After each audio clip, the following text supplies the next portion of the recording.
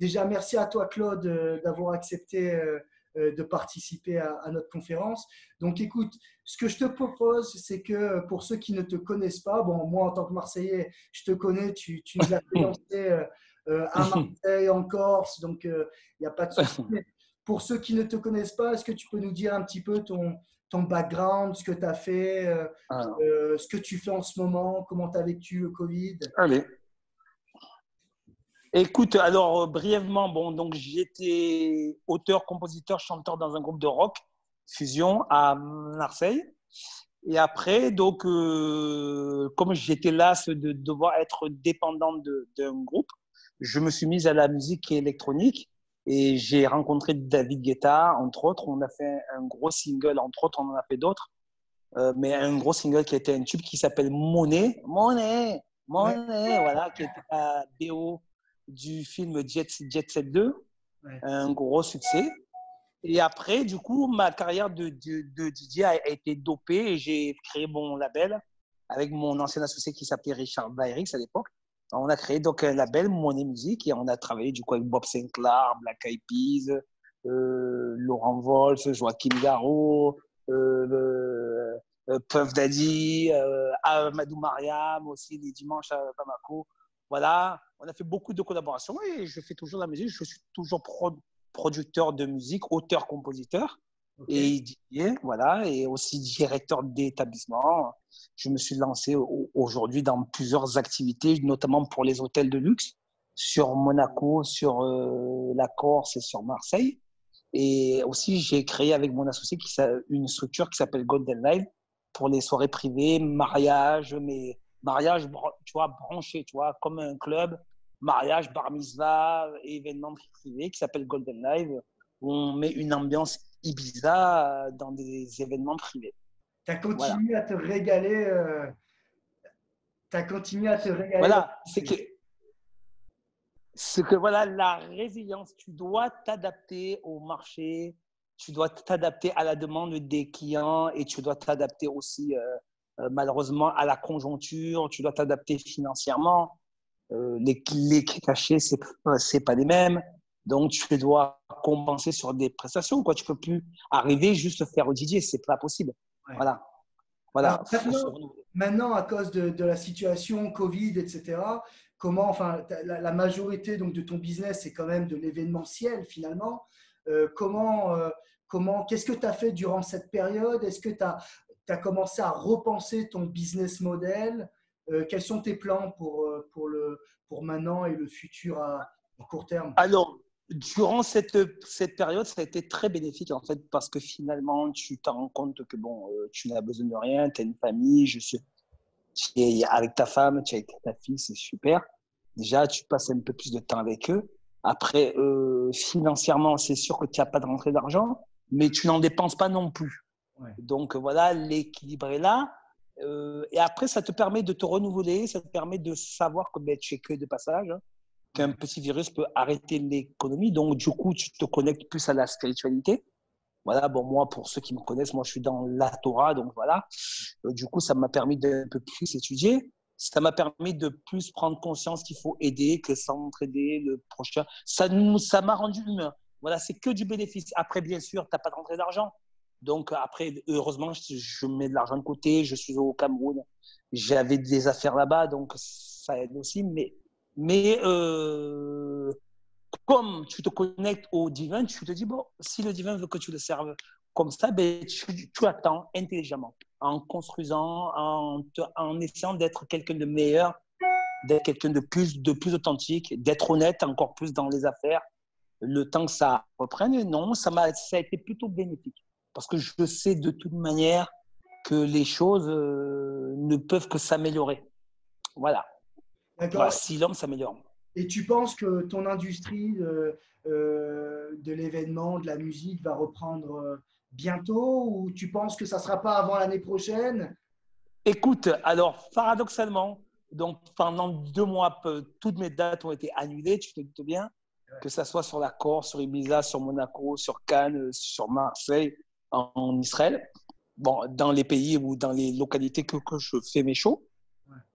Et après, là, depuis une semaine, ça se réveille, grâce à Dieu, tu sais, voilà, ça se réveille grave, voilà, parce que j'ai su m'adapter. Je ne fais pas que du DJing. Ouais, Comme je t'ai dit, j'offre des prestations clés en main. ouais, Voilà, donc je suis aussi mon propre entrepreneur et je mets des chanteurs, des sax, des lives et j'ai différents tarifs. Parce qu'aujourd'hui, il faut arriver, les gens veulent de la qualité, mais pas payer cher. Donc tu t'adaptes, tu travailles à l'amérique aussi. C'est nouveau, ça. Ben, tu demandes, vous avez quoi comme budget? Ça serait simple, c'est un peu plus simple. Ça marche très bien d'arriver de dire, moi, je prends le temps. Non, c'est fini, ça c'est tellement que tout le monde fait DJ aujourd'hui. Même si tu as du background, il faut que tu t'adaptes à la clientèle, surtout encore plus post-Covid. L'argent aussi prime énormément sur la qualité. ouais. Voilà. Mais est-ce que la distanciation sociale maintenant, la peur un petit peu de retomber malade, de se faire infecter, est-ce que enfin, tu le ressens pas là chez tes clients, chez tes… Franchement, tu sais, je vais te parler truc. Les clients maintenant qui connaissent un peu plus sur la maladie, ils voient que bon, ça n'a pas fait autant de morts que c'était prévu. Maintenant, c'est vrai que c'est hautement contagieux, mais comme je te dis, c'est des règles d'apprendre avec ces règles. Tu mets sur tes distances, tu éternues, tu t'éternues sur le coude, tu parles pas les gens face à face, tu te laves les mains. Tu vois, finalement, ça a été bon parce que du coup, les gens sont moins tactiles et c'est pas plus mal aussi. Je vois parce que voilà, c'est pas plus mal, ça évite beaucoup d'histoires dans les boîtes de nuit. Ouais, complètement. Les mecs qui vont draguer les nanas, c'est tellement facile aujourd'hui de mettre des distances. Donc, j'y vois que du positif, franchement. Mais tu penses Voilà. que dans les grands événements, dans les boîtes de nuit où on est, je veux dire, on est collés les uns contre les autres. Enfin, tu te souviens quand même les soirées au bazar à Saint-Tropez Et, et à bien Calvi, sûr. on est collés. Ah, alors, c'est dans une continuité. Donc, alors, j'ai 41 ans. Ça fait 26 ans que je fais DJ. Ouais, Tu vois, de plus en plus, je te parle dans les clubs. Hein. Après, les festivals, c'est autre chose. ouais, Donc, moi, je vais te parler déjà sur les clubs parce que c'est ma spécialité. Les clubs, déjà, il y avait une tendance à avoir moins de pistes de danse. Il faut être honnête. Les gens avec les téléphones portables, le fait de ne pas pouvoir cloper sur la piste de danse ou à l'enseigne même du club, ça faisait en sorte que les pistes de danse étaient de moins dures. Le formatage de la radio fait que les gens, dès qu'ils entendent… Moi, je te parle pour les clubs généralistes. Hein. ouais. Voilà, parce que voilà. Gens, dès qu'ils ne connaissent pas un disque, du coup, tu as la piste de danse, tu es obligé de faire la guerre. Donc, on était déjà dans une configuration où il y avait moins de pistes de danse, où il y avait plus de box, plus de tables. On était déjà configuré dans les clubs. Voilà. L'Acapulco, quand j'étais directeur en 2004, on avait une piste de danse immense et Ouais. chaque année, elle se réduisait. On a coupé même en mettant le carré royal parce qu'il y a eu la loi qu'on ne pouvait plus fumer. Donc, on était déjà confiné dans les clubs. C'est vrai qu'aujourd'hui, pour que le club évolue, et c'est le conseil que je donne à tous les professionnels des clubbing, c'est de faire plus de boxe, tout simplement. Hein, c'est que tu n'as pas le choix, hein, de toute manière. Il faut s'adapter. Hein, les gens dansent autour des tables et c'est mieux pour le DJ. Parce que tu peux jouer de la musique plus variée. Parce que tu te rappelles, quand tu mets un disque qui ne plaît pas ou qui n'est pas connu, c'est le Love Generation de Bob Sinclair. Au début, je savais que ça allait être un tube. Bob Sinclair ne le jouait pas tellement, il avait peur. Il me voit venir en Corse. Il me dit, mais oh Claude, attends, tu joues le Love Generation? Je dis, ouais, c'est un tube. Il me dit, mais ah non, mais moi, ça me vide la piste. Je lui dis, Chris, effectivement, au début, ça me vidait la piste, mais j'ai fait un matraquage dessus parce que pour moi, c'était un tube, donc je l'ai imposé. Et c'est moi, en fait, qui ai fait prendre conscience avant que ça soit libre de la Star Academy à Bob Sinclair, c'était un tube. Sauf qu'aujourd'hui, quand tu es DJ, que tu n'es pas directeur, moi, à l'Acapulco, j'étais DJ directeur. Donc, Ouais. si de temps en temps, la piste de danse, je n'avais pas le patron qui venait arriver, oh, la piste de danse est vide, mais vite un tube. Mais aujourd'hui, c'est très compliqué. Aujourd'hui, pour les DJ, ils jouent la sécurité. Dans les clubs généralistes, attention, je parle des clubs généralistes. Voilà. C'est incroyable comme ça a évolué, comme Ouais. le monde de la nuit. Parce que pour revenir sur ton point, moi, voilà, j'ai passé presque 10 ans à Los Angeles et j'ai Hmm. l'impression que ces derniers temps, ce qui est à la mode, c'est les lounges finalement. C'est les Ouais. lounges. Grave, Et, grave, grave, grave. mais j'ai l'impression, comme tu l'as dit, enfin, j'ai l'impression que les gens dansent beaucoup moins qu'avant. Beaucoup Eh moins. oui. Autour des tables, voilà. Et c'est pas plus mal. Ça évite les embrouilles. Tu sais, moi, je te dis, je suis toujours, tu sais, j'ai la même philosophie avec Bonclar. C'est une phrase en hébreu, c'est Gamzo le Tova. C'est tout est pour le bon. Voilà. Il faut pas voir les points négatifs. Voilà. C'est-à-dire que le fait qu'il y ait moins de pistes de danse, ça évite moins d'embrouilles. Les gens se poussent moins. Ils te réservent les tables les mieux placées. C'est à nous de nous adapter. C'est pas, on doit pas un professionnel, il ne doit pas se plaindre, il doit s'adapter. C'est ça, être professionnel. Le client, il veut faire la fête. Il y a des gens qui voudront tous faire la fête. C'est à nous de s'adapter. Voilà, voilà. Et comme je te dis, pour moi, c'était très bien qu'il y ait moins de pistes de danse parce que c'est éviter les embrouilles et ça permettait de faire des bourses que les gens réservent parce qu'ils viennent dans un club. Toi-même, tu sais, il y a des charges énormes dans une boîte de nuit. Et Ouais. on n'est pas reconnu, ça n'a pas de fonds de commerce. Une boîte de nuit, tu ne peux pas la vendre, en fait. Et pourtant, on paye la SACEM, on paye les TVA, on paye les taxes foncières, on déclare les employés. C'est une grosse industrie, la nuit. Ah oui. Donc on n'est pas reconnu. Et là, du coup, ben, les gens disent, ouais, c'est trop sur la consommation. Mais franchement, c'est compliqué de faire payer l'entrée aux gens. Faire venir des artistes aujourd'hui, tu fais venir un mec comme Bob Sinclair. Déjà, c'est un rapport qualité-prix. C'est vraiment celui qui te remplit un club sans que ça te coûte trop cher. David Guetta, tu peux même plus le faire venir, c'est 300 000 euros. DJ Snake, donc tu peux pas rentabiliser. Du coup, le clubbing, il va se rentabiliser pas sur les entrées. Les entrées, ça te paye le personnel quand tu es dans des villes où les gens payent encore l'entrée. À Marseille, c'est très compliqué. En Corse, bon, tu sais comment ça se passe. Ah, moi, je connais un tel. Donc, moi, je vois que du bon parce qu'on revient sur les boîtes de nuit, c'est un business. Donc, on est là pour gagner de l'argent. Et du coup, les bagarres, ça te plombe une soirée. Donc, c'est vrai que quand il n'y a que des box, bon, ben, ça évite des bagarres. Il y a des tensions avec le Covid. Donc, pour moi, c'est que du bon. Mais Voilà. en tant que DJ, parce que alors, en tant que DJ, je Mmh. sais que ton rôle était beaucoup plus large que ça, mais en tant que DJ, Mmh. tu aimes quand même faire monter les foules, puisque c'est du showman. Mais C'est du showman finalement. Ça fait pas un peu voilà. chier parfois d'avoir. Enfin, moi, c'est mon impression. Je sors de moins en moins, mais quand Mmh. je sors maintenant en boîte à New York, pas à Miami, mais à New York, à Los Angeles, j'ai Mmh. l'impression que c'est un peu cul serré, quoi. C'est euh, c'est un peu à la parisienne, quoi. Mais alors, c'est pour ça que je te dis que c'est là, comme à l'époque, il y avait les vinyles. Le bon DJ, c'était quelqu'un qui avait, bon, déjà à la base, qui avait les bonnes lettres, parce qu'à l'époque, il y avait des white labels. Donc, c'était dur de se procurer de la musique. Ouais. Donc, du coup, c'était un peu une secte. Tu allais dans le magasin de disques. Moi, je me rappelle, j'allais chez Wax Record à Marseille, Jack de Marseille, avec Paul. Et bon, Paul savait que j'étais un DJ. Et Jack de Marseille, qui est un très bon ami à moi, d'ailleurs, je le fais jouer régulièrement, savait que j'étais un jeune DJ, mais sérieux, qui aimait la house music. Il me donnait les bons disques. Donc, à l'époque, tu avais les bons disques, un peu de technique.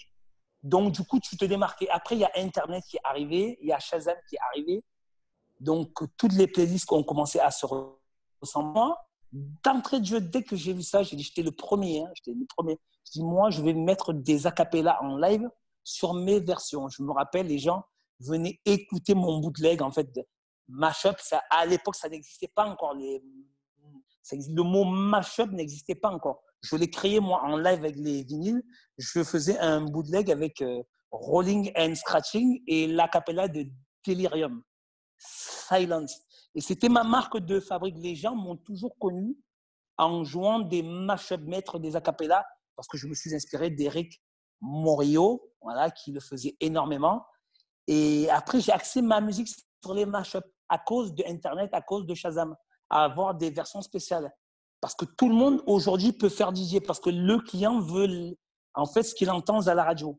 Et du coup, grâce à ce déconfinement, grâce au Covid, le DJ, le bon DJ qui fait réveiller les foules, c'est celui qui va se battre, qui va essayer de jouer avec la clientèle, qui va essayer d'attirer l'attention sur lui, qui aura du caractère. Pas juste le mec qui jouera des playlists. Et c'est bien.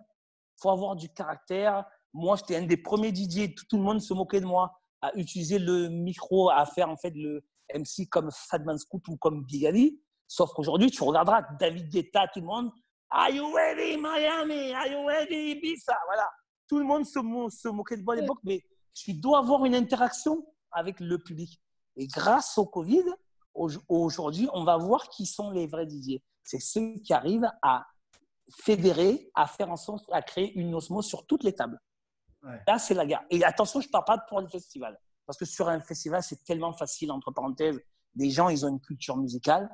Ils viennent pour faire la fête. Ils sont au milieu de la piste. Tu ne videras jamais la piste dans un festival, à part si tu es vraiment, si tu fais n'importe quoi. Mais dans un club, comme dit Bob Sinclair, le vrai DJ, c'est un DJ de club qui va s'adapter quand les conditions ne sont pas faites pour créer l'ambiance. Voilà. D'ailleurs, en parlant de David Guetta, qu'est-ce que tu as pensé de son initiative à Miami, à New York? C'est incroyable. Magnifique, magnifique. David Guetta, comme je te dis, on a fait des singles ensemble, des hits ensemble. C'est quelqu'un déjà qui a fait sa carrière, qui a fait ça d'un coup. Et l'initiative à Miami, elle est excellente.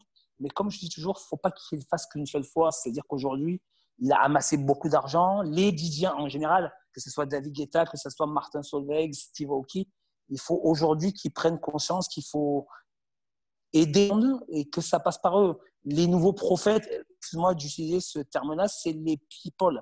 Les jeunes n'écoutent que les gens publics. Donc, c'est les nouveaux prophètes de la génération. Ils ont une mission. Les sportifs de haut niveau, comme les DJ stars, ont une mission de montrer l'exemple, de donner des valeurs de partage, des valeurs de communication. Et moi, je te donne un exemple. J'avais créé des soirées We Love Party et je faisais accéder aux clients de venir voir des bons comme Bob Sinclair ou comme Booba ou comme Black Eyed Peas contre des denrées de pâtes. J'ai ramené sur chaque soirée presque 10 tonnes de bouffe. Sauf que c'est moi qui ai tout sponsorisé. Si un mec comme David Guetta fait, ne serait-ce, c'est très facile, hein, 3 concerts par jour, ne serait-ce qu'à Paris ou à Marseille, avec juste chacun amène une denrée alimentaire. Moi, j'ai ramené 10 tonnes de bouffe dans un lieu de 500 personnes. David Guetta entré en amenant de la nourriture, il te remplit le Stade de France, il te remplit le Stade Vélodrome 3 fois dans la même journée. Ça veut dire que un mec comme David Guetta ou comme Bob Sinclair sont capables d'arrêter la famine dans une ville. Je te le dis. Je te le dis. David Guetta a dit, je fais un concert, ou Bob Sinclair, un concert au Stade de France, vous venez avec le maximum de denrées alimentaires. Moi, j'ai ramené 10 tonnes. David Guetta, entrée gratuite, que des denrées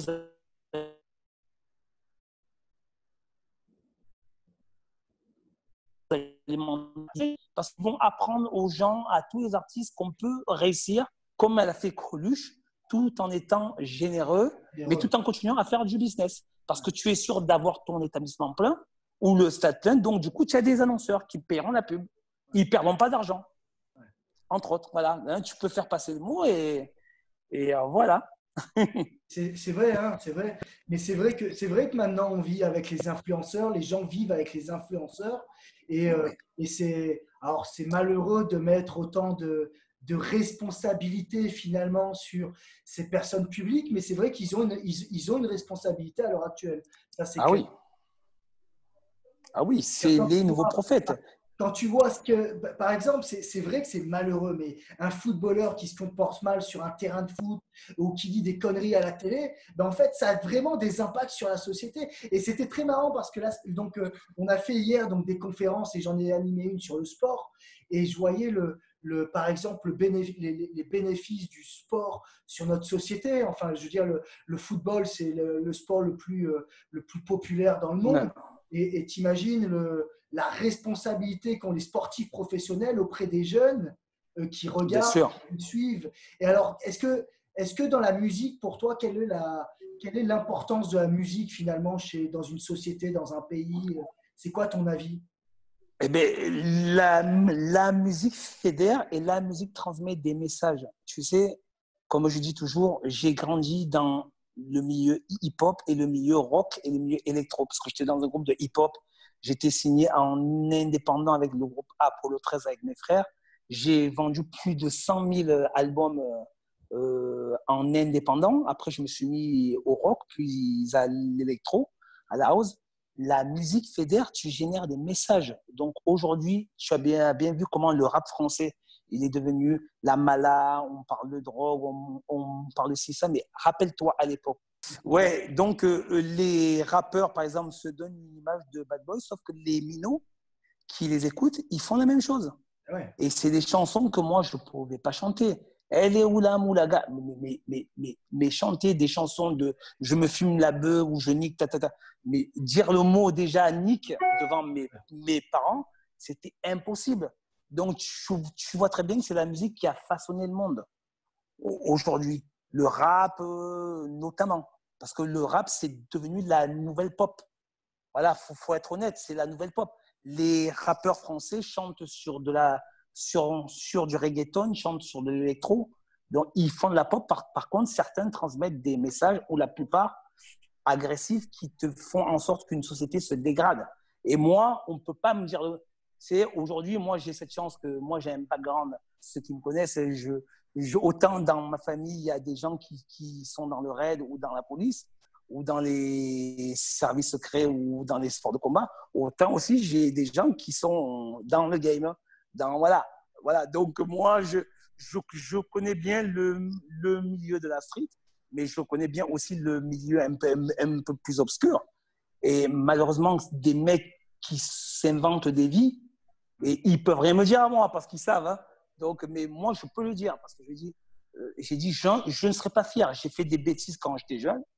Voilà, j'étais dans le game, j'étais dans le business aussi. Voilà, mais moi, j'avais honte. J'avais honte de dire ça, que ma fille l'apprenne aujourd'hui. Eux, non, ils se cachent pas. On fume de l'herbe, on fume de la beuh, on vend de la drogue et ils transmettent ça aux jeunes. Donc, et nous, on est là, non, moi, je ne cautionne pas. Par contre, je me sers de leur force pour leur faire des événements caritatifs. Tu vois, par contre, voilà. C'est bien, c'est bien. Voilà. Alors, petite question, c'est pourquoi… Alors déjà, moi j'avais une question, c'est-à-dire que enfin, tu fais partie avec tous ces DJ-là, vous faites partie de la génération dorée de la musique française qui s'est exportée, je veux dire, c'est incroyable, c'est exporté à l'international et ça a influencé le monde des boîtes de nuit, partout, vraiment partout. Comment ça se fait Comment ça se fait qu'est-ce que vous avez créé dans le monde de la musique qui a fait que ça a révolutionné l'industrie? Alors, moi, créer, non, je n'ai fait que suivre une tendance. Après, j'ai mis mes talents au service de grands artistes. Après, moi, créer, non, je n'ai fait que continuer le côté de Didier, producteur qui a une oreille. C'est-à-dire que les gens, au début, disaient « Ouais, c'est pas les DJ font semblant, qui font de la musique. » Non, non, non. On a une oreille, on s'exprime. À un moment, le DJ, il a pris cette conscience de son talent artistique comme un metteur en scène. Voilà, les gens disent, tu vois, c'est quand tu critiques les DJ qui font de la musique, c'est comme si demain tu critiques Steven Spielberg. Il n'est pas acteur, Steven Spielberg, mais par contre, il sait quel acteur va sublimer son film. Il va s'entourer d'une équipe pour pouvoir nous pondre ce qu'il a pondu. Voilà. Donc, c'est la même chose, le DJ. Il sait ce qui peut marcher dans son imagination. Il va s'entourer d'un bon chanteur. Moi, j'ai la chance d'être auteur-compositeur, mais celui qui n'est pas auteur, il va prendre un nègre, on va dire, le mot malheureusement, c'est le mot de la profession, ou un compositeur va dire joue cette musique-là. L'autre va jouer, mais l'idée vient de qui? L'idée vient du DJ. Donc, c'est le plus important, c'est l'idée. Ouais. Et automatiquement, moi, je n'ai fait que continuer de prouver que tu n'as pas besoin de faire du conservatoire, bien que ça aide. Attention, j'aurais bien aimé en faire. Mais moi, je n'ai pas fait d'école de musique. Et j'ai fait des tubes de mon cerveau. Je te dis, quand j'ai composé Monet à la base, la maquette, après, on l'a retravaillée avec David Guetta. C'était en écoutant Billie Jean. C'était, voilà. j'ai eu l'idée de ce disque Money, là, là, là. Et après, j'ai fait une maquette que David Guetta a écoutée. Et après, on l'a recomposée ensemble. Mais pourtant, David Guetta et moi, avec Joachim Garraud, bon, Joachim Garraud est musicien, mais nous, on n'est pas chanteurs. On n'est pas musicien. Mais par contre, David Guetta, dès qu'il a entendu la maquette, il a dit ça va être un hit. Et moi, je savais que ça allait être un hit. Donc, automatiquement, c'est un pouvoir, comme un metteur en scène, d'être DJ. Parce qu'on a une sensibilité. Voilà. Et comment vous êtes tous rencontrés à l'époque? C'était un petit monde? Vous Ah, faisiez les mêmes soirées, les mêmes boîtes? je vais te raconter l'histoire de la rencontre avec David Guetta. Elle est magique. C'est toute l'histoire de ma vie. Alors, je me sépare de la mère de ma fille. Je me retrouve à la rue, plus un franc, parce que je venais d'être jeune papa à 22 ans. Donc, à l'époque, être papa à 22 ans. Et certains directeurs de clubs qui me faisaient travailler, bon, t'es père de famille. Oui, je n'ai plus à la mode, rien, voilà. Donc, j'avais plus de travail, j'étais à la rue, je n'avais plus de gonzesse. Mais moi, d'un coup, je dis, bah, tu sais quoi, je vais m'en sortir un jour. Dieu va me tendre une perche. Et moi, j'ai commencé à travailler sur la musique. Tu vois, c'était mon confinement, en fait. Je me suis retrouvé seul à la maison à écrire de la musique. Donc, j'ai fait la rencontre de mon ancien associé qui s'appelle Richard Bayrix. Et on a composé la maquette de Monet. Et j'ai eu une chance, un coup de fil sonne. Il s'appelle Toufik Traika, qui était l'ancien directeur du Mistral. Il me dit, toi, Claude, je sais que tu adores tout ce que je faisais. J'aimerais que tu viennes jouer les mardis soirs au Mistral pour les Ladies Night. J'avais pas de travail, mais gratuit, je serais venu, tu vois. Ouais. Et je lui faisais écouter Monet. Non, je ne l'ai pas écouté. Je le joue, la maquette, au Mistral un mardi soir. Et c'était une voix d'une meuf au début qui s'appelait Joanna Walker, une copine à moi qui chantait sur le disque Monet. Et d'un coup, au Mistral, tout le monde kiffe la chanson. Monet, Monet, Guédrich, là. Et de là, tout fait, il dit, écoute, je connais bien David Guetta, je vais lui faire écouter. Je dis, arrête, David Guetta, il va écouter ça. Il me dit, donne-moi la maquette. Il appelle David Guetta au téléphone. David dit, oh, c'est énorme! Écoute, ça tombe bien. Le 31 décembre, il mixait à Marseille avec Bob Sinclair au doc. Il y avait Bob Sinclair, David Guetta, Philippe Corti pour le 31 décembre, pour le jour de l'an. Il me donne rendez-vous le 31 décembre.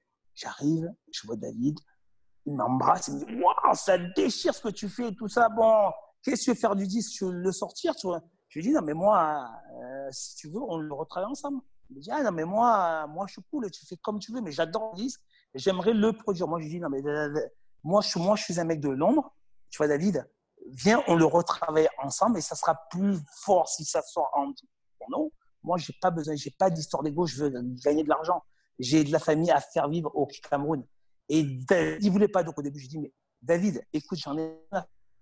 Voilà. Et là, on monte à Paris, rue de Rivoli. Je rencontre Joachim Garraud, je rencontre Cathy Guetta. On travaille le disque. Et Chris Willis chante sur le disque. Joachim Garraud met sa patte. Et ça fait le tube que ça donnait. Et j'avais 0 francs. Et David Guetta, donc, avec Jean-Charles Carré, me font une avance. Donc, moi, je n'avais rien dit. Tant que le disque ne sort pas, j'avais pas d'argent. J'avais 0. J'étais à la cave. Et David me fait une avance, une belle avance. Je dis, quoi? Déjà, il me dit, mais ça, c'est rien. Ça. Et voilà, quoi. Ah, Et c'est ça a donné incroyable. David Guetta. Voilà. Histoire Et incroyable. Je trouve ça très inspirant. En plus, là, en ce moment, on fait des conférences sur la reprise et la réinvention. Parce que je veux dire, par exemple, ma femme est psy pour la cellule de crise à l'ambassade aux États-Unis. Donc, magnifique. donc, en fait, enfin, c'est pas que elle, hein, mais ils sont des centaines à se porter volontaires pour assister les gens bénévolement. Et en fait, notre plateforme a vraiment servi de relais en fait, pour tous les expatriés ici. Et on s'est rendu compte qu'il y avait D'accord. beaucoup de gens en détresse. Et finalement, ils ont besoin d'entendre de la part des gens comme toi, des gens qui ont réussi, à qui la merde est arrivée. Je veux dire que les soucis de la vie arrivent à tout le monde finalement. Mais c'est, comme tu parlais de la résilience, que c'est effectivement la résilience, la persévérance qui va faire qu'on peut s'en sortir. Et quand on voit ton histoire ultra je veux dire, c'est inspirant. C'est Ah vraiment. oui. Bah, mais tu sais, pense comme le rabbi de Lubavitch disait, qui était à New York, pense bien, tout ira bien. Moi, je m'inspire beaucoup de la Torah, de la Chassidut. C'est dans l'obscurité que tu vas voir qui tu es vraiment. Les Ouais. gens, ils se croient intouchables, mais le vrai mec, c'est quelqu'un quand la chaleur arrive, tu vois, par exemple, prends des aliments, prends la carotte, prends l'œuf, prends le café. Quand tu les mets dans de l'eau bouillante, l'œuf, d'un coup, il devient plus agréable. Parce que la chaleur, la pression a fait qu'il change sa nature. Pareil pour la carotte, elle est dure au début. Après, d'un coup, elle devient molle. En plus, tu as le goût sucré qui arrive. Et le café, c'est juste un régal.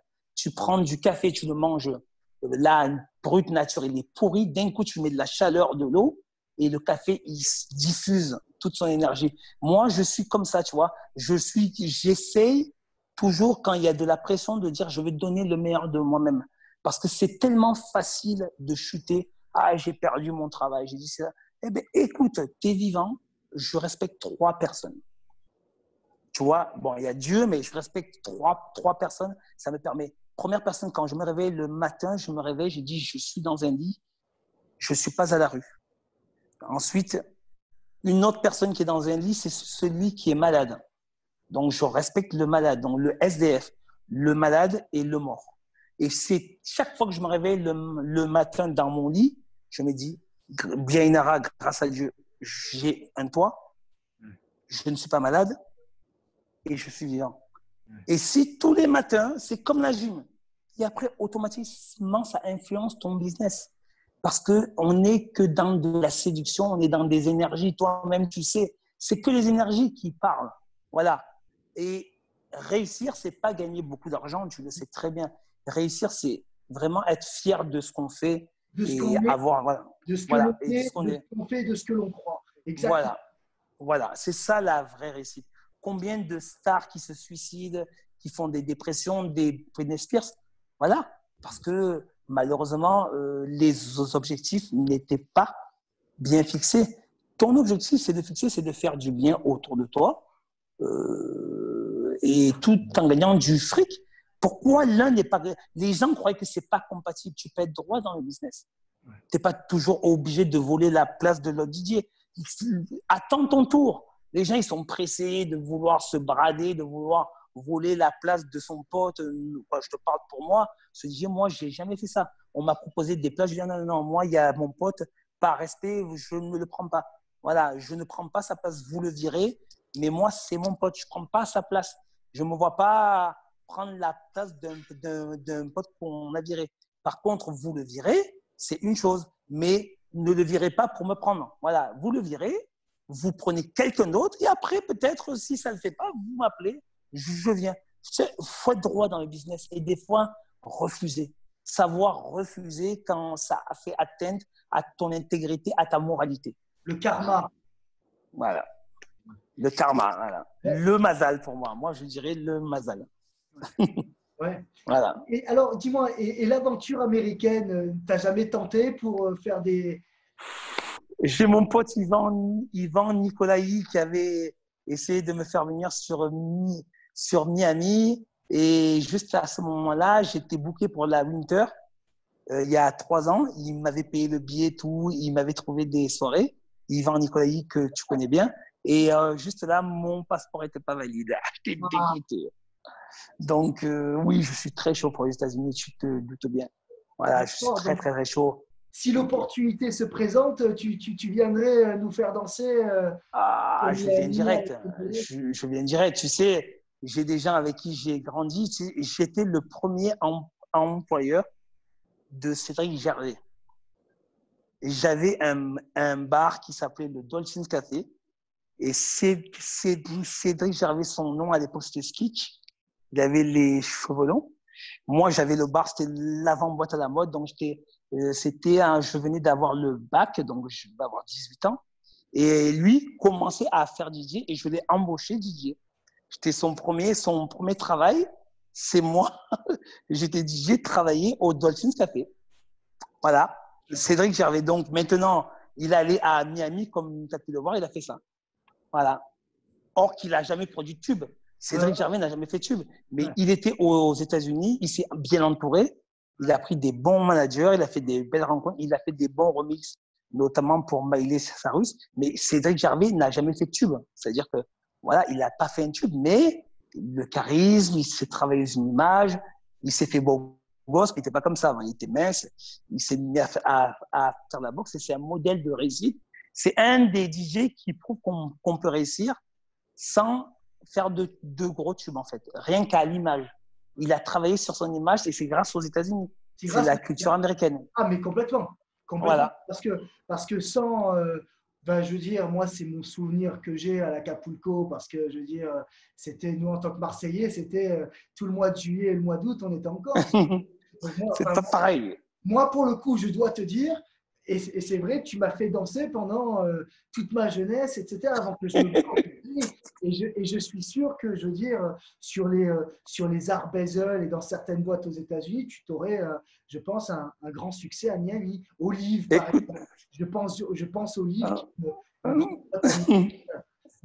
Il faudra en reparler avec Yvan pour qu'il te reconnecte avec les gens de Miami. Ouais, mais moi, tu sais, comme je te dis toujours, j'ai aidé beaucoup de DJ, notamment Cédric Gervais. Bon, j'ai pas eu de retour de manivelle. Tu vois, je vais te donner une anecdote. Tu sais que ce live vaut de l'or. Hein. Et là, tu peux leur dire, DJ Snake, c'était mon poteau, c'était mon frérot. Il m'appelait tous les jours, donne-moi le numéro d'Intel. On fait de la musique. Il venait mixer gratuit pour mon anniversaire sur Lyon. Je m'occupais du Sound Factory. C'était mon frérot. DJ Snake, c'était mon frérot. Et je l'ai aidé.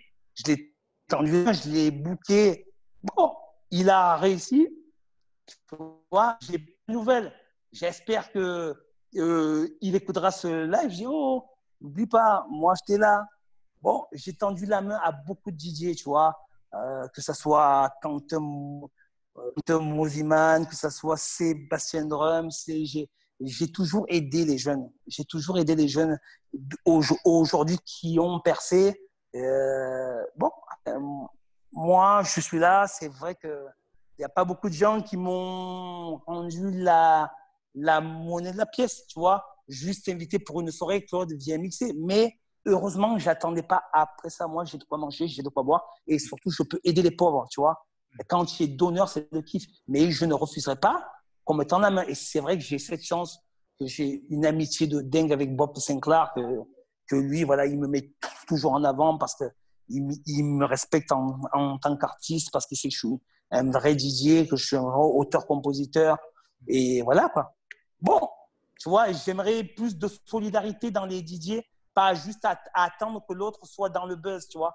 La plupart des DJ se mettent qu'entre potes qui sont dans le buzz. Mais fais mettre en avant tes potes qui étaient là, qui t'ont aidé, qui t'ont poussé et qui sont toujours dans le game.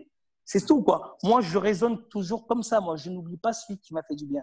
Il n'y a pas une personne qui va te dire Claude, il a été ingrat avec moi, parce que je fais toujours attention de me rappeler que je faisais les poubelles. Fils de diplomate, quand je me suis séparé de mes parents, que mon père a été muté au Cameroun, mon père était vice-consul du Cameroun et ma mère s'était mutée. Et je me suis retrouvé nouveau fils de diplomate à vivre dans les beaux quartiers, à retrouver dans les HLM et j'allais à la fac. Donc, ceux qui m'ont aidé à l'époque, qui m'ont donné de l'argent, qui m'ont hébergé, je les oublierai jamais. Parce que, à vie, même si quelqu'un qui t'a aidé, même si tu as fait une face, tu ne dois pas lui en vouloir, tu dois te rappeler toujours qu'il était là quand même. Il a peut-être vrillé, mais il t'a aidé. Voilà. Ouais, c'est vrai. Mais tu crois que c'est la fame qui rend un peu fou Écoute, moi je pense, bon, alors j'ai fait des études de psychologie aussi, tu vois, voilà. On a une envie de passer certaines choses passées. C'est vrai que quand tu as des potes qui t'ont connu avant, tu ne peux pas te la jouer mal alpha, tu vois. Donner des ordres à un mec, le traiter comme un petit larbin, parce que lui a des dossiers sur toi et il t'aime pour ce que tu es, pas pour ce que tu es devenu. Donc, tu as certaines personnes qui veulent oublier ça, qui s'inventent une histoire, qui ont besoin de faire un reset. Moi, au contraire, moi, je sais que j'étais dans le game, j'ai fait beaucoup de bêtises, j'étais homme de main, j'étais dans voilà, dans le game, hein, je ne veux pas te dire mieux, dans la moulaga, hein, voilà, drogue, j'ai connu la prostitution, j'oublie pas d'où je viens, j'ai eu des passages et c'est pour ça que je ne juge personne, parce que je comprends ces mecs-là à un moment qui pensent que faire des choses hors la loi, ça te permet de gagner de l'argent. Et à un moment, j'ai pris conscience, quand j'ai fait cette mort clinique, on n'est que de passage, que je vais laisser une image d'un mec qui était bad boy. Et c'est pour ça que je me suis dit, je vais me battre pour être quelqu'un de bien, tu vois, et pour arrêter de me donner des justificatifs et des justifications à gagner son argent malhonnêtement. Parce que c'est ça le truc. Donc, c'est vrai que certaines personnes veulent effacer leur passé. Moi, je ne veux pas effacer. Ça me permet toujours de ne pas avoir la grosse tête. Tu vois, j'ai produit pour Cadeluna, même encore à l'époque. On a relancé son album. On a fait beaucoup de tournées à la télé. Quand le succès m'est revenu, notamment avec Cadeluna, j'ai pas eu la grosse tête parce que ça m'a permis de me rappeler de mon passé. Après, j'ai fait des singles qui ont très bien marché, dont un qui s'appelle Willa. Du coup, je le prends. Voilà, j'aide les gens et la tête. Donc, moi, je ne veux pas faire de reset sur ma vie. Et les gens, mes amis, resteront mes amis à vie. Quand un pote qui m'appelle au Claude Outier, tu mixes, je fais tout en sorte pour qu'il soit sur la guest list, pour qu'il ne paye pas l'entrée, pour qu'il soit VIP. Pourtant, je le sais qu'il m'appelle que pour rentrer dans la soirée, mais c'était mon pote de l'époque. Même si aujourd'hui, il vient parce qu'il est je suis dans la soirée à la mode, je le fais rentrer et je me bats pour qu'il rentre VIP parce que c'était mon pote de l'époque. Il m'a aimé parce que j'étais avant. Voilà. Faut pas dire, parce que j'ai réussi, le mec qui m'appelle. Tu peux pas appeler tout le monde. Voilà. Mais quand quelqu'un t'appelle, même si ça fait 6 mois qu'il t'a pas appelé, ne te dis pas, c'est parce que j'ai réussi. Là, tu as pris la grosse tête. Dès que ton téléphone sonne et que tu réponds pas, parce que c'est pas quelqu'un avec qui tu fais du business, mais quelqu'un qui t'a connu, il est content que tu as réussi, là, tu as pris la grosse tête. Ceux qui zappent les gens au téléphone, ils ont pris la grosse tête. C'est le début de la grosse tête. Ah non, mais tu sais, j'étais trop busy, j'ai pas pu répondre. Mais ouais. Par contre, si c'est Will.i.am qui t'appelle ou si c'est Jay-Z, tu vas répondre direct. Voilà. T'es dispo là. Voilà. Ouais, je comprends. Et alors petite, pour changer de sujet, sur l'Acapulco, qu'est-ce qui s'est passé il paraît que c'est fermé, l'Acapulco. L'Acapulco, donc 2012. Donc, on était à l'apogée. On venait d'avoir les trophées de la nuit à Paris au Lido. Meilleure discothèque. J'ai eu le titre de meilleur directeur, meilleure discothèque et de meilleur DJ de France. Donc, j'étais fier, quoi. Donc, on était vraiment à l'apogée. On avait fait venir Avicii avant qu'il soit connu. C'était un super bon ami à moi, prière pour son âme. Swedish House Mafia avant qu'il soit connu. On était précurseurs. Led Back Luke, Steve Aoki avant qu'il soit connu.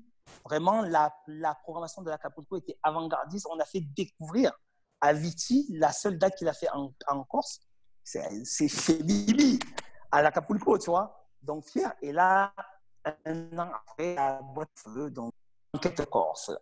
Tu m'as compris. Voilà. La boîte a pris feu, donc incendie, voilà, accidentel ou criminel, voilà, censuré, tac, tac. Et écoute, c'est 11 ans. 11 ans, tu sais, quand avec Jean-Pierre Aquaviva et Doumé Aquaviva, la boîte, on a travaillé, on a amené à ce qu'elle était, mais avec l'amour, avec le cœur, avec des risques. Parce que faire venir Swedish House Mafia, les trois, Steve Angelo, avant qu'ils créent la Swedish. Hein. Ouais. Attends, c'était avant qu'ils créent c'est vraiment où qu'ils explosent, quoi. Steve Angelo, Axwell et en Corse, il avait fait le remix Nou pour Bob Sinclair. Moi, Avicii, c'était mon pote à Lyon. On le faisait venir avec Thomas Ginon, qui est très connu sur Lyon. C'était un booker. Avicii, on se faisait des soirées. C'était mon pote, quoi. Tu vois? Et voilà. Et quand il meurt, tu te dis, mais bon, tu vois, si on avait été près de lui, si on était entouré, parce qu'avec nous, il était comme un gamin.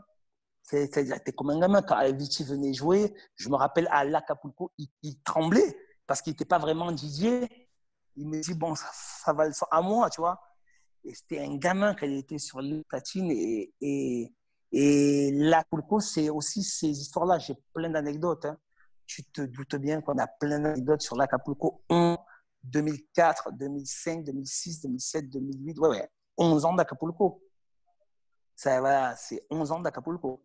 Ah ouais, c'est Donc, une vie. c'est pas pareil. Voilà. On L'Acapulco, était c'est passé pas pareil. de. Eh oui, C'est pas pareil. voilà. Et après, Donc, est-ce qu'on t'a proposé après d'aller à la boîte d'à côté, la Camargue, je crois? la Camargue, ben, j'y suis allé puisque l'Acapulco avait pris feu parce qu'il fallait mettre de la vie à Calvi. Tu sais, comme je leur disais, le jour où il n'y a plus l'Acapulco à Calvi, je disais aux gens, ils disaient, ouais, l'Acapulco. Je dis, mais les commerces, ils vont chuter. Les gens viennent en Corse pour les boîtes de nuit, la Vianotte pour le sud et l'Acapulco. Et l'Acapulco a pris feu déjà, ça avait baissé, mais je m'étais occupé de la Camargue. Personne ne voulait y aller et ça avait super bien marché. Première année, hein. Et après, le problème est que voilà, tu t'occupes d'une boîte de nuit, ça monte. Après, il y a des histoires d'ego, d'intérêt. Du coup, je me suis retrouvé pendant 3 ans au Blue Moon, à Fortitudo, chez la famille Papini. Ça a très bien marché. Et après, le problème est que la concession n'a pas pu être renouvelée. Ah, Voilà. Voilà. Donc, ça a mis fin à ça. Voilà. Mais la Corse, c'est un endroit que j'y vais régulièrement, hein, l'été comme l'hiver. ah, c'est Voilà. fantastique. Tu sais, moi, ma grand-mère, j'ai de la famille en Corse, à Ghisonaccia. Et Ah oui. ouais, donc du coup, c'est pour ça que j'étais chaque été. Et c'est vrai que, enfin, tu sais, il ne faut pas partir bien loin pour trouver le paradis, hein. La Corse, Ah c'est oui. fantastique, c'est incroyable. Donc, Ah, et grave. Et je suis tombé t'es où du là? G de Kagijinach. Hein? Du G. Du G, ouais, ouais, ouais. Le Ouais. G. Non, Et j'avais c'était, mixé là-bas, c'était bien là-bas. ouais, c'était, ouais, bon, voilà, c'était la boîte de Ghisonaccia, quoi. Mais ouais, ouais, ouais. Ouais, mais ça aurait pu monter. Hein. Il y avait du potentiel, hein, je te le dis. Hein. Ah, ok, ok. Ouais. Je t'avoue que j'étais plus à Vianoté qu'au G ou Ah ouais. je me souviens plus comment. Et là, Eh oui, t'as mixé la Vianote? bien sûr. Ma première date encore, c'était à la Vianotte en 2004. Ah, ok, d'accord. Voilà. Et après, je suis allé à l'Acapulco. Et en fait, l'Acapulco me proposait un poste de directeur. Ouais. Et pour moi, qui DJ, j'ai dit, t'es DJ, directeur, c'est tout banco. Parce qu'on ne peut rien te dire, tu imposes ton style musical. Donc, il n'y avait pas photo. Voilà. Donc, j'ai fait directeur DJ à l'Acapulco pendant 11 ans. Directeur, DJ et booker, du coup, tu vois. Donc, toute la programmation, c'est moi qui la faisais avec les Jean-Pierre Aquaviva et Doumé Aquaviva. Donc, eux, vu que c'était moi le côté artistique, quand je dis, il faut prendre un tel, ils me faisaient confiance. Et Voilà. tu sais, je vais te dire, alors on a sûrement dû te le dire, mais je sais que toute la Hum. population marseillaise qui allait à Calvi, parce que je veux dire, dans les années 2000, enfin, c'était. Je veux dire, franchement, je pense que tu as fait la promotion de Calvi, tu as fait la promotion de Calvi haut la main. Parce que je veux dire, c'est là, je ne savais pas l'influence que tu avais sur la boîte, en fait, en réalité. Mais Hum. effectivement, vu tous les noms que tu as fait passer à l'Acapulco, je veux dire clairement, c'était les raisons pour lesquelles les Marseillais se déplaçaient à Calvi, c'était pour la nuit, c'était pour Ah ouais, ce que tu proposais le Acapulco. soir. Je veux dire, nous, on vivait que la nuit, on vivait que pour Ah, Acapulco. tu sais, j'ai une petite Voyez, fierté. oh, Claude, on voyait pas le jour, Hein. hein. On voyait pas Oui, le jour. tu te rappelles? Moi, j'ai une petite fierté. Quand je suis arrivé en 2004 à l'Acapulco, tellement la boîte était en bas, il faisait les bookings le samedi. C'est-à-dire que David Guetta était venu un samedi. Tu vois, par exemple, tu vois, les gros DJ venaient le samedi. Et l'année d'après, j'ai dit, on arrête les bookings le samedi. Le samedi, c'est ma soirée. Claude Njula. Et on a fait, pendant 10 ans, on a fait plus de scores que David Guetta, que même Bob Sinclair, que Joachim Garraud, que tous les artistes. Le samedi, c'était là où il y avait le plus de monde. Pourtant, c'était pas le jour gagné, tu vois, parce que Ouais. les gens allaient à la Vianotte, allaient à la Camargue à l'époque, c'était la boîte à la mode. Et mes soirées du samedi, c'était les soirées Claude Andrea. Ça faisait plus de scores que les gros DJ. Donc, c'est ma petite fierté. Et c'est là, c'était un travail musical que j'avais fait vraiment pour élaborer et ne pas tomber dans les clichés de la nuit. Je voulais vraiment faire une célébration, une messe, si on peut dire, avec le disque à Acapulco. Acapulco. Quand Ouais. j'ouvrais ça, voilà, Je m'en souviens Acapulco, encore. forever. Je te le dis, encore une Voilà, fois, je m'en souviens comme si c'était hier. Franchement, voilà, ça fait un paquet de temps. Franchement, ouais, c'était vraiment génial. Hein. C'était vraiment top. voilà. Et alors, donne-moi un peu des nouvelles. Là, tu es au Cameroun ou à Marseille? Non, je suis à Marseille, mais je vais très, très souvent au Cameroun. J'ai beaucoup de business là-bas maintenant par rapport à la musique, par rapport à l'artistique Ok. et je suis en train de développer aujourd'hui, comme tu peux le voir, la musique, elle s'est influencée des sons latino reggaeton et là maintenant ça tend sur l'afro-trap, comme tu peux le voir, les sons ghanéens, nigériens, Davido, Omi, tu vois, tous ces sons-là, quoi, tu vois. Et c'est vrai qu'aujourd'hui, l'Afrique est un vivier musical. Les gens maintenant s'inspirent des sonorités africaines encore plus. Voilà, que ça soit dans la musique américaine ou que ce soit dans la musique française, quoi. Les rappeurs, les artistes. Donc, je suis en train de créer quoi? J'ai créé une structure avec une chaîne de télé là-bas. Et petit à petit, je t'en parlerai, voilà. Ok, d'accord. Voilà. D'accord. Très bien. Bah, alors, ça, avec Voilà. plaisir. Alors, et pour des petites nouvelles de Marseille, parce que j'ai de moins en moins l'occasion de revenir, mais est-ce que le bazar est toujours là? On m'a dit que on m'a dit que la boîte au goût, la marronnaise avait fermé. Marronnaise. Voilà, ouais. Ils ont détruit la marronnaise. Alors, maintenant, à Marseille, ce qui marche vraiment bien, c'est les bifort. Donc, le rooftop, le cristal, le sport beach. Moi, j'ai eu cette chance de me recycler. Donc, je suis directeur des soirées du Novotel Vieux-Port au bord de la piscine. Du coup, tu commences à 20h, tu arrêtes à minuit. Ouais. Et bon, avec le Covid, là, c'était ma troisième année. Là, ça n'a pas pu se faire. Donc là, j'ai une résidence au Cercle des Nageurs le mercredi et le dimanche avec les Latona, c'est des gens avec qui je bosse, on sera au Petit Pavillon. Ça marche grave. Je ne sais pas si tu te rappelles, près du bistrot plage. Ouais, ouais, très bien. Voilà, le petit pavillon, ça marche fort, fort, fort. Donc, les gens maintenant vont dans les rooftops, ils vont dans les before, ils vont dans les hôtels. Voilà. Ça a Et changé, hein. ils Ça a vont changé dans les parce soirées privées. Voilà. ça a changé, hein, parce qu'avant, je veux dire, personne n'allait au Hum. Sofitel Novotel pour sortir. Voilà. Voilà. Ok. Mais ce qui est bien, c'est que la nuit marseillaise, il y a plus de choix. Franchement, il y a beaucoup de choix. C'est des endroits en plein air. Il y a beaucoup de discothèques aussi. Il y a pour tous les goûts. C'est pas cloisonné que le bazar, tu vois. Ouais. Bien au contraire. Donc, il y a le choix. Ouais. Voilà. Après, bon, moi, musicalement parlant, bon, voilà, que je ne m'y retrouve pas. Comme je t'ai dit, beaucoup, la plupart du temps, il faut jouer du rap français. T'as Ouais. pas le choix. Moi, je fais toujours, quand je joue dans une boîte de nuit, que je suis directeur, je dis toujours, ça sert à quoi de mettre à minuit du rap français? C'est un tube. Mettez-le dans le peak time, c'est-à-dire vers 3 heures du matin, 4 heures du matin. Pourquoi? Parce que les gens, au moins, vont attendre, attendre, attendre. Et quand vous le mettez, ça sera le Ouais. Ouais, je top comprends. d'entraînement, c'est de minuit jusqu'à 5 heures du matin. On te joue du jour à fond. Tu peux le mettre parce que la clientèle demande ça, mais tu peux le mettre intelligemment. Voilà. Je pense, hein, moi je suis DJ et directeur d'établissement. Chaque fois que j'ai pris un établissement, ça a toujours bien marché. Or Ouais. que l'établissement était en bas, que ce soit à Lyon, en Corse ou à Marseille ou ailleurs. Donc, je pense avec mon expérience, le conseil que je donnerais aux patrons d'établissement, c'est d'avoir une psychologie, d'avoir une stratégie dans les diffusions musicales, de ne pas toujours vouloir mettre le feu d'entrée de jeu, de construire une soirée. Voilà. Ouais. Je comprends. Voilà. Bah, écoute, Claude, je te remercie vraiment pour ton temps. C'était vraiment une Au super plaisir. interview et je pense que enfin, en tout cas, les Marseillais, les gens du Sud, les Corses, etc.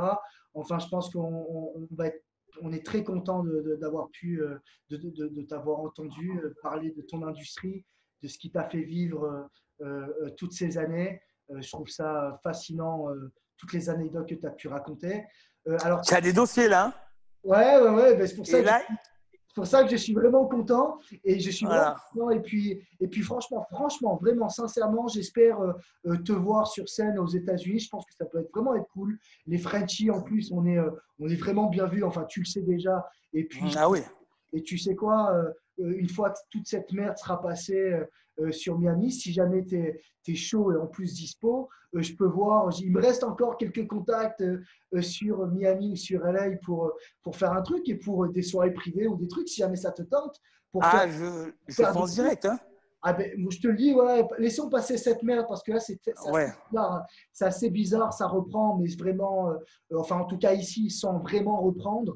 Donc, je pense pas que ça soit le bon moment, mais on a qu'à en rediscuter en 2021 avec grand plaisir. Alors, pour le petit mot de fin pour nos utilisateurs, parce qu'on a quand même pas mal de millénials, hein, de 16, 25, 26, 27 ans, qui ont D'accord. besoin de mots d'espoir et ou peut-être qui se posent des questions à l'heure actuelle. Pour finir, qu'est-ce que tu peux leur conseiller maintenant? Moi, je leur dis toujours, tout est pour le bon. Gamzole Tova, tout est pour le bon. C'est-à-dire que quand tu es bloqué, eh ben, il faut que tu donnes le meilleur de toi-même. Donc, rien ne sert d'angoisser. Le the best is coming. Le meilleur est toujours à venir. Voilà. Et qui ne s'inquiète pas, qu'on pensée positive, parole positive et action positive. PA. Voilà. Pensée, action, parole et parole d'amour. Voilà. Toujours important. Quand tu parles, quand tu penses, quand tu agis, c'est pour construire, pas pour détruire. Donc, voilà le message. Et hâte de venir te voir aux US. J'ai Joachim Garraud qui a un frère qui est là-bas, mais qui est sur Los Angeles. Bah, Voilà. super, super. Merci beaucoup, Claude, à toi. J'espère à très bientôt. Prends bien soin de toi et de ta famille. Et puis, Voilà. et à Tu très m'envoies le bientôt. lien. Tu Hein? m'envoies le lien de Bien l'émission, je sûr, le ferai. bien sûr, Voilà, bien je sûr. la ferai. OK? Magnifique. Merci beaucoup, Claude. À très bientôt. Bye. Tchuss. Bye.